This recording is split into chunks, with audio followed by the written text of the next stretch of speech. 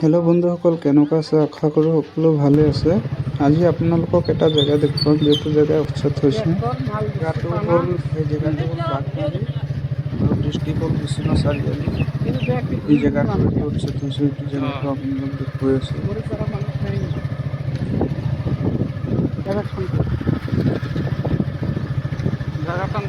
জেগাটোৰ নাম হ'ল বাঘমাৰী। বাঘমাৰী ডিষ্ট্ৰিক্ট নহয়, বিশ্বনাথ এভেকশ্যন কৰিছে, ভাল কথা। চৰকাৰী মাটিৰ পৰা এভেকশ্যন কৰিছে, কিন্তু চৰকাৰৰ ইমানটো নলেজ নাই যে এভেকশ্যন কৰিছে ভাল কথা, ঘৰ দৰ ভাঙিছে ভাল কথা, কিন্তু গছকেইটা কাটিছে যে। চাক ইমান ধুনীয়া ধুনীয়া গছকেইটা কাটি চব বৰবাদ কৰি দিছে।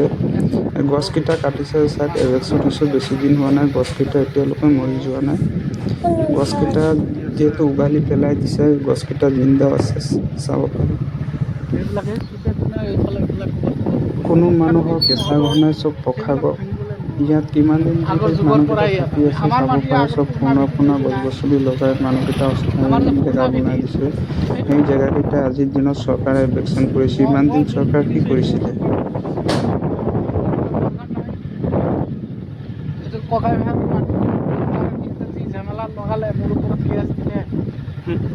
মই কাজিৰঙাৰ পৰা বিশ্বনাথ চাৰিআলি ডিষ্ট্ৰিক্ট বাঘমাৰী আহিছোঁ, তাত ভিডিঅ' বনাবলৈ।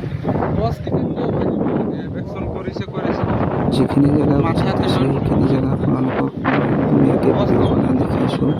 ভিডিঅ'টো যদি ভাল লাগে আপোনালোকে চেনেলটো ছাবস্ক্ৰাইব কৰিব বা ফ'ল' কৰিব, সকলো শ্বেয়াৰ কৰিব। আৰু ইয়াত ইমান ধুনীয়া মছজিদ এটা আছিলে, মছজিদটো এৰা নাই, মছজিদটো ভাঙি দিছে। মছজিদটো অলপ আগত আছে, আপোনালোকক দেখুৱাম।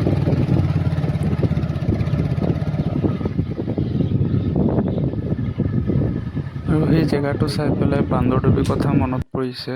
বান্দৰডুবি আমাক প্ৰথম এভেকশ্যন কৰিছিলে, তাৰ পৰা এভেকশ্যন কৰা ষ্টাৰ্ট আৰম্ভ কৰিছিলে। এতিয়া বৰ্তমান মামাৰ চৰকাৰৰ চব জেগাতে এভেকশ্যন কৰিছে। যেতিয়া প্ৰথম এভেকশ্যন কৰিছিলে বান্দৰডুবি আৰু দেওচুৰ চাং, এতিয়া কোনো জেগা এৰা নাই, চব জেগাতে এভেকশ্যন কৰি আছে। চাক ইমান ধুনীয়া ধুনীয়া পুৰণা গছকেইটা চব উঘালি পেলাই দিছে, কাটি দিছে।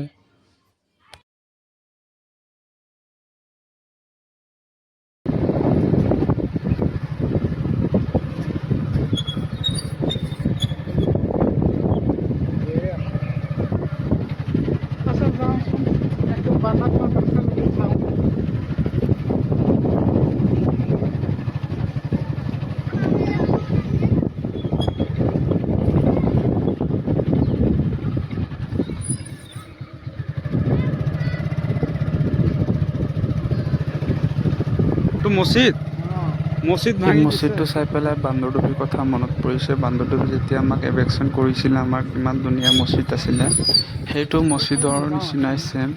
এই মছজিদটো চাই পেলাই বান্দৰডুবিৰ কথা বহুত মনত পৰি আছে। বন্ধুসকল, আপোনালোকে সকলো ভিডিঅ'টো শ্বেয়াৰ কৰিব। এটা ভিডিঅ' বনোৱা ধেমালি কথা নহয়, এডিট কৰা।